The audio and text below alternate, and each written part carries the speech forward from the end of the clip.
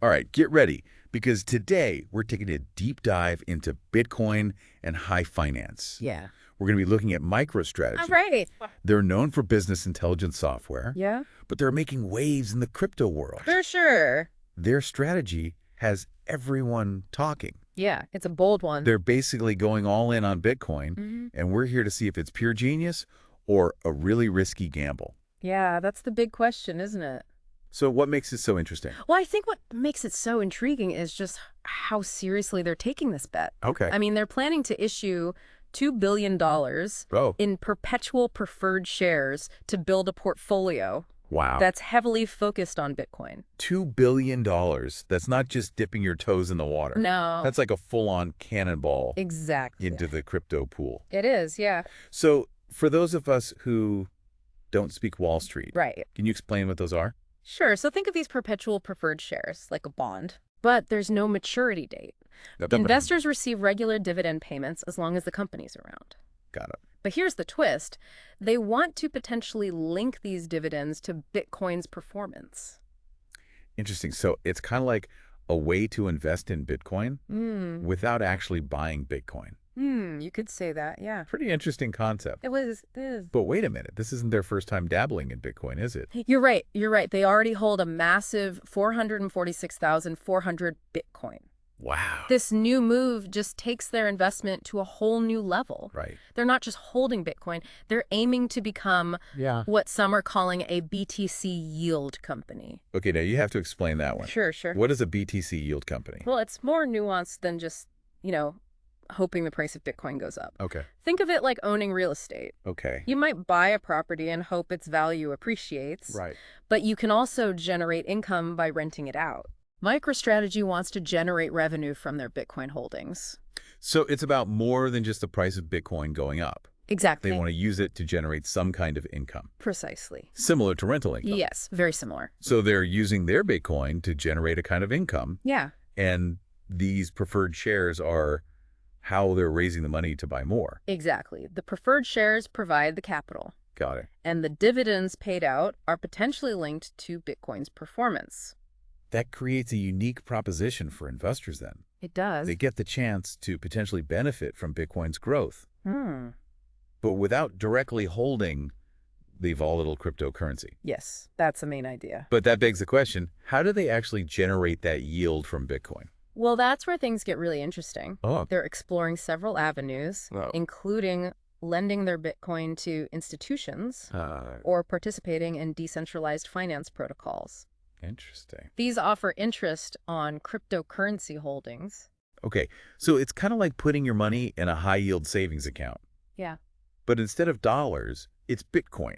Exactly, you got it. It sounds like they're treating Bitcoin as a whole new asset class I think that's a fair assessment. with its own unique income-generating potential. Yeah. That's a pretty bold move. It is. And I imagine not without its risks. Oh, absolutely. There are definitely significant risks involved. Yeah. And we'll dig into those a bit later. Yeah. But first, I think it's important to understand the bigger picture here. All right. MicroStrategy's actions are really just one example of a growing trend. Okay. Bitcoin is becoming increasingly intertwined with traditional financial markets. Yeah, that's not something we can ignore. Right. It's not just the Wild West of crypto anymore. Definitely not. So what are the implications of this connection between Bitcoin and Wall Street? Well, it definitely changes how we view Bitcoin's value. How so? Well, its price is now being influenced by factors we traditionally see affecting stocks, things like investor sentiment and economic cycles. That makes sense. And the fact that major corporations are holding significant Bitcoin reserves just adds another layer to this. It makes it all very complex. It seems like the lines between traditional finance and the crypto world are getting blurrier every day. They really are. But let's shift gears for a second and talk about something else that caught our attention. Okay. Politics. There was a meeting recently between Michael Saylor, MicroStrategy's CEO, and Eric Trump. Interesting. What do we make of this? Well, while we don't know exactly what they discussed, it does suggest that Bitcoin is gaining traction in political circles. Okay. This is a significant development because, political decisions can have a major impact on the financial landscape. Absolutely. Including the world of cryptocurrency. So is it too early to draw conclusions from just one meeting? Yeah, I mean, it's true that we shouldn't jump to conclusions, but this isn't the first time politicians have expressed interest in Bitcoin. Right. Its potential implications. This meeting could be a sign of things to come. Okay. Maybe a shift in how policymakers view cryptocurrency. So we've got this company betting big on Bitcoin. Yeah. Traditional markets getting more involved with crypto. And now a hint of political interest. That's right. It's definitely a recipe for something. Yeah, it is. What are your thoughts on how this will all play out? It's hard to say for sure right now. Yeah. But I think it's safe to say that the future of Bitcoin and its role in the global financial system is becoming more complex and more fascinating. I agree. Yeah. But before we get too far ahead of ourselves, right, let's take a closer look at the market's reaction to MicroStrategy's big announcement. Okay. What happened? Well, the initial response has been mostly positive. Okay. But there's a lot of debate going on. I bet. The trending topic is MicroStrategy's massive Bitcoin investment, a visionary move or a risky gamble. That pretty much sums up the current sentiment. Yeah. People have opinions, but no one has a crystal ball. Right. But that's what makes this so captivating. It does. It's a story that's still unfolding. Exactly. And that's why it's crucial to understand the potential risks and rewards before making any decisions. Absolutely. So let's delve into those. Yeah, before we do that, okay, let's take a quick pause and recap what we've learned so far. Sounds good. It's been a whirlwind of information. It has. And I think it's good to make sure we're all on the same page. I agree. All right, so let's try and put all this together. Okay. We've gone over a lot. Yeah.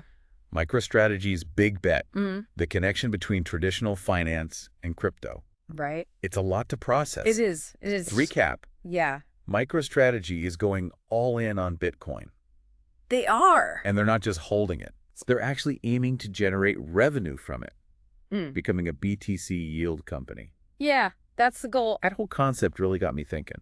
It's a fascinating one. But to be honest, I'm still a little fuzzy on the how do they actually plan to make money from their Bitcoin? Okay, well, that's a great question. Besides just hoping the price goes up. Right. That's what I'm wondering. So they're exploring different avenues, like lending their Bitcoin to institutions.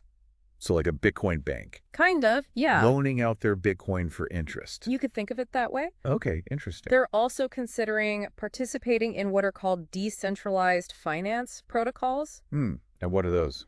Well, these are basically platforms built on the blockchain that offer all kinds of financial services, including lending and borrowing. So they could earn interest by lending their Bitcoin through those platforms. Exactly. That's the idea. Okay, so they're using the unique features of Bitcoin and the blockchain to create these new ways to make money. Exactly. They're treating Bitcoin not just as a digital asset, but as a tool to actually generate income. It's a pretty different approach than just buying and holding. It is. It's very different. But it all depends on Bitcoin doing well, right? That's true. What happens to their big plans if Bitcoin crashes? That's the big question, isn't it? Yeah. And it's the biggest risk they're facing. Bitcoin is known for its volatility. That's for sure. And while their strategy is based on its growth, right, a big downturn could really hurt them financially. And what about those perpetual preferred shares they're issuing? How would a crash affect those? Well, remember, the dividends are potentially linked to Bitcoin's performance. Right. So if Bitcoin does well, investors in those shares could see big gains. Okay. But if it crashes, the value of those shares could plummet. So it's high risk, high reward. It is. Definitely not for the faint of heart. No kidding. But let's zoom out for a minute. How do you see MicroStrategy's moves fitting into the bigger financial picture? Well, I think their strategy shows just how much Bitcoin is blurring the lines between traditional finance and crypto.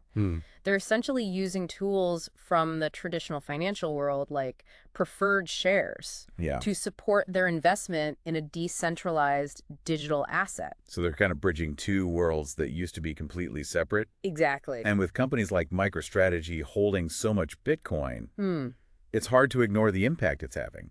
It is. It adds legitimacy to Bitcoin in the eyes of traditional finance. Interesting. And that could drive its value even higher. But it also brings up some interesting questions. Yeah. If this works for MicroStrategy, will other companies follow? That's a good question. And if that happens, what does that mean for the global financial system? It's hard to predict. Yeah. But it's definitely something to think about. That brings us back to the meeting between Michael Saylor and Eric Trump. I'm curious about the political side of all this.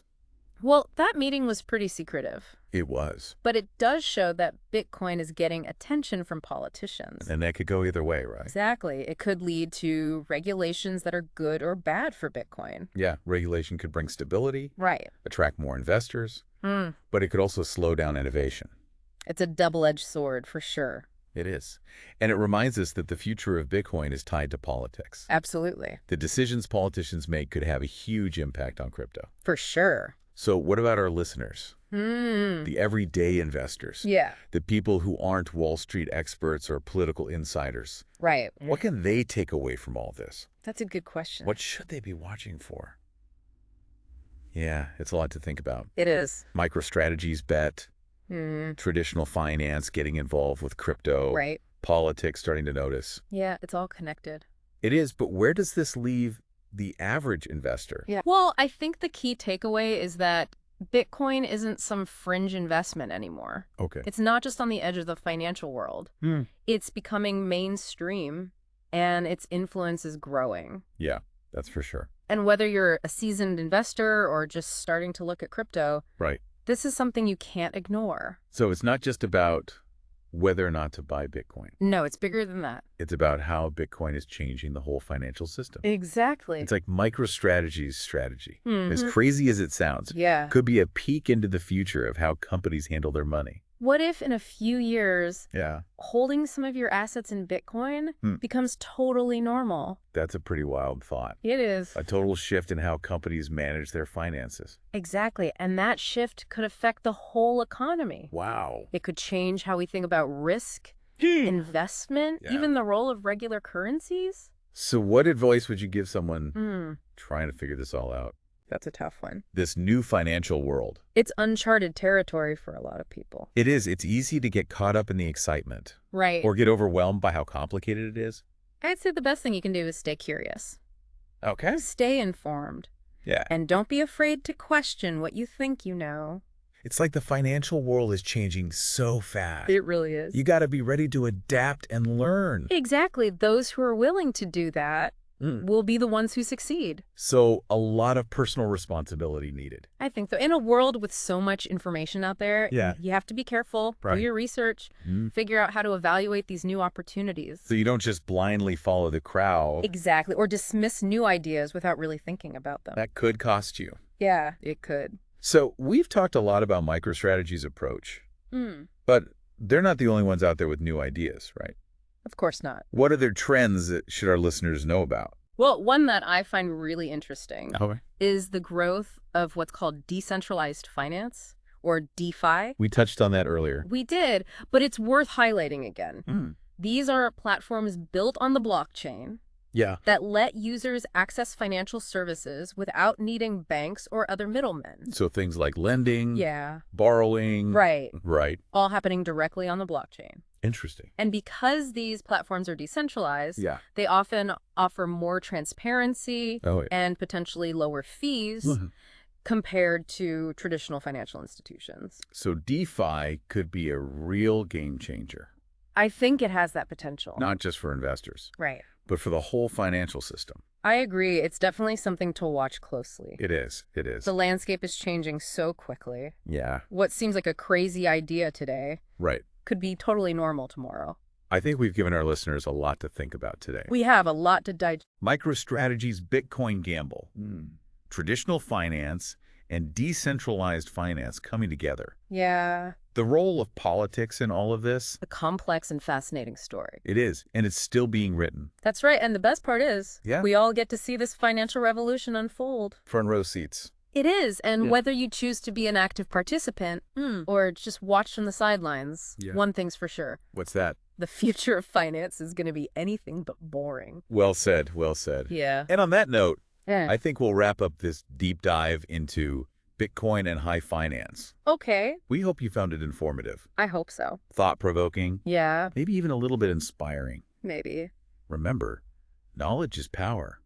It really is. Especially in a world that's changing as fast as ours. That's for sure. Stay curious, stay informed, and keep exploring. Until next time. keep diving deep.